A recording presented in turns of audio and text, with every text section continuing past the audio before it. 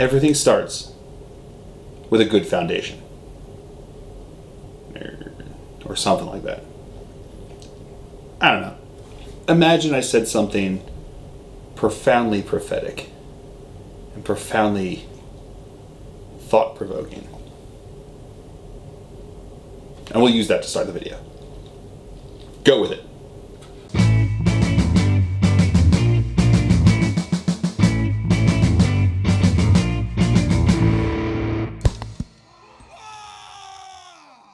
Welcome, ladies and gentlemen, to another Glacial Geek video where I'm about to go over some very quick methods of handling something that every single wargaming miniature has to deal with. Well, I guess not every single one. There are some that don't. But like 99.9% of all miniature wargames have this, and 99% of all of their models have this. And that is a base. Every single model that you're working with is going to have a base, unless it's a vehicle, or I guess unless it's on a flight stand. But even some of the flight stands have bases. Anyway, regardless, this is something that all wargamers have to deal with. You have to come up with a way to make a base. And there are plenty of tutorials out there that talk about how to make beautiful looking bases. And they do look really beautiful. There's some cool techniques that you can use. Scratch building, putting things into them, using all sorts of different materials that'll make them look great. And you absolutely can do that. But once you try to expand that to an entire army, suddenly it becomes a lot less effective. Suddenly it becomes a pain in the butt. So, I'm here to tell you about a couple methods that I think are going to be helpful in helping you get models based for your army without going insane and still making them look great. But first, I think we need to take a little trip. Yeah, that's what we need to do.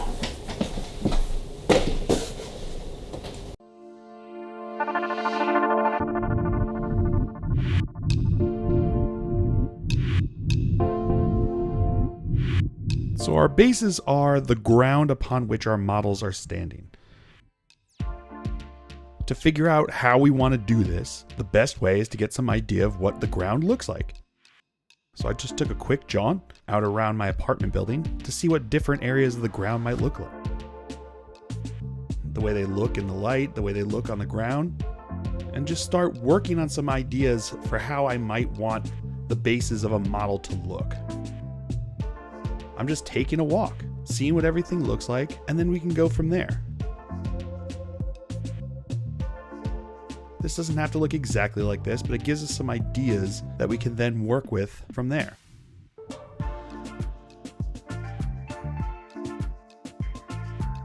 So back to the office, and let's give this a shot.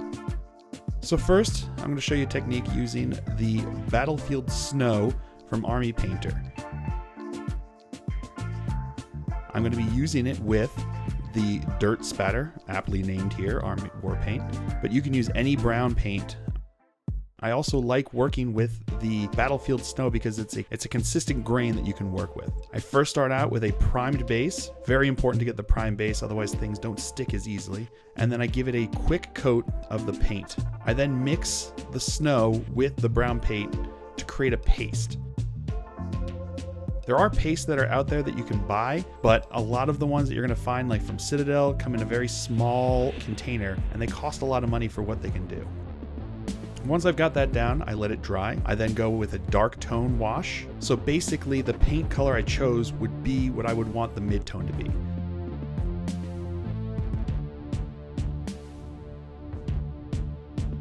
And then give it a dry brush of arid earth to bring out some of the highlights and just give me more of a dustier look.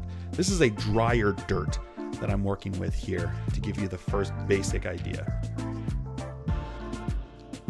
So once I have that down, then I'm just going to put in some tufts to act as just a bit of foliage. Pushing it down after you glue them down helps to get them stuck and put them into a better, more natural look, in my opinion. It spreads out the grass a bit. And there you go, the first base. Drier dirt with some foliage. Super easy. Then I'm going to use that same basic dirt base and I'm going to make it look like mud. As someone who lives in a wet climate, it does not take long for that dirt to get all sorts of muddy.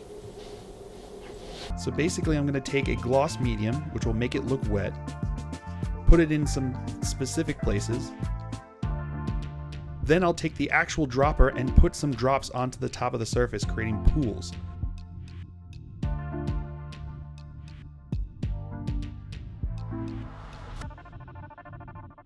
It'll make it look like it's wet mud out there.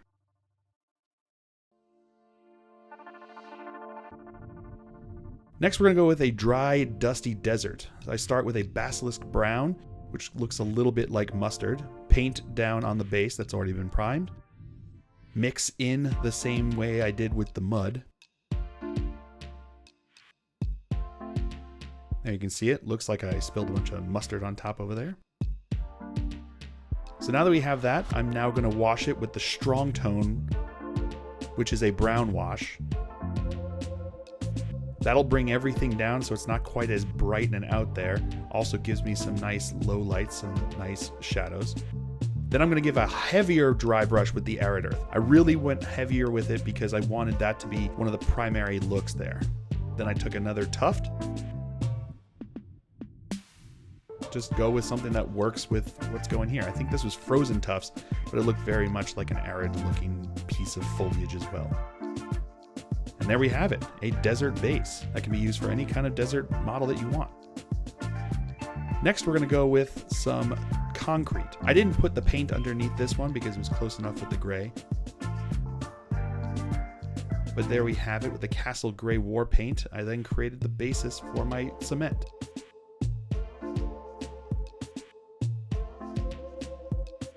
Give it a wash with a dark tone to bring it down and make it look a bit more grungy. Then I took Stone Golem and I gave it a dry brush on top. I made sure to keep the actual paste there a little bit more consistent, make it look more like concrete, less rough like mud. Then I'm gonna make this as if it's frozen out there. You know, if it's like glacial or something. So I put some white paint here, matte white paint, and the battlefield snow. And this will allow it to make it look like it's frozen out there. You're going to want to pull it out at the edges to make it look like it's worn in and it's kind of starting to melt a bit. And it creates a nice white look on top there. Don't have to pile it on, don't have to make it only that one color. Gives it a bit more interest than just being straight plain white. The next base is going to be a rocky base. So first I'm going to take some of these, the battlefield rocks. These are basically pieces of cork, and I'm going to break it down into smaller pieces since we're working on smaller bases here. Get some basic looking rocks there. I then just take some PVA glue, so Elmer's glue as I had here, put it down all over on top of the base. Again, make sure you prime. It helps keep the PVA glue sticking. Then we just stick some of those rocks that I've created there into the glue.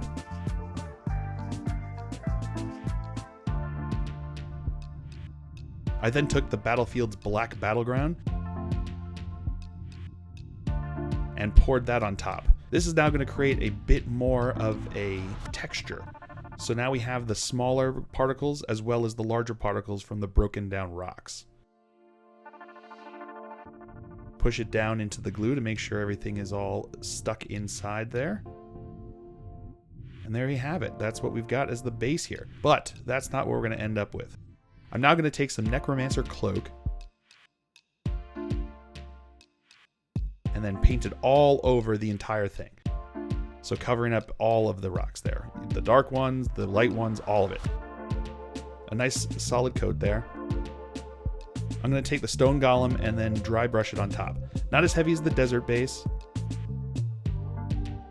And then I'm going to wash it with dark tone and bring everything back down. So it makes it look like it's all rocks of the same color there.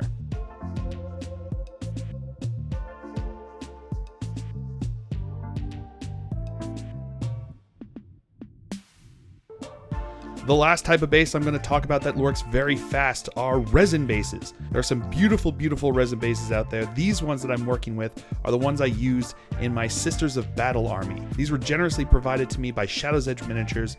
I'll have a link below in the description to show where you can go find them. They're wonderful, wonderful products. I had a lot of fun working with them. They are made of resin and they have to be treated as you would a resin model that you were putting together. Make sure you wash them with some soap to get rid of any of the excess release agent that they might have used. Once you've washed them in the soap, rinse them in fresh water, then we dry them.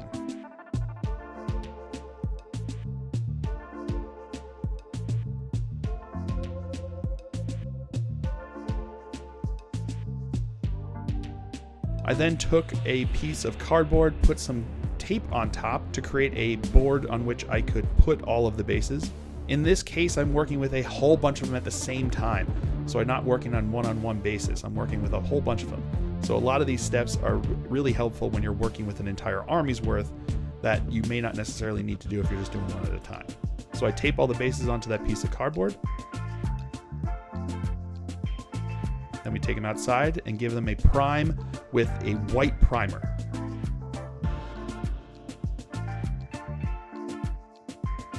I'm going for a ruined marble look here. So I went with the Holy White speed paint. And then I put it on top of the bases. Don't have to be too careful with it. Just kind of push it on there. Put a nice thick coat of it and let it do its job. It'll bring it out and look just like wrecked marble. It was really nice. I really liked it. Or granite or a marble. It looked like ruined columns, like in a white cathedral. There you can see the end result with the speed paint.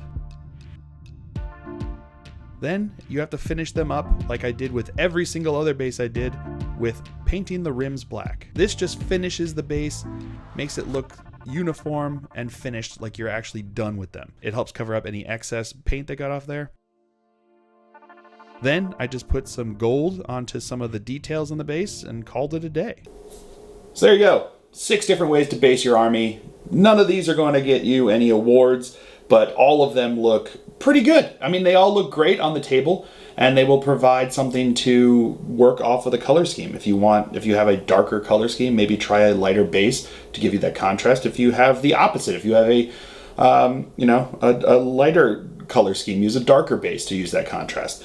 Or if you just have a set idea in your mind, like which planet that your Xenos are from, or that your Space Marine chapter is based upon, what kind of feeling it has for that. Maybe work with that. Maybe if you're doing like a Gene Stealer cult, like I do a little bit of a darker for the cement there, and then I still have the snow on there because it's supposed to be glacial. Hence me, the Glacial Geek. So it works pretty well. I like the idea of getting an idea of what they're fighting in and just going with it.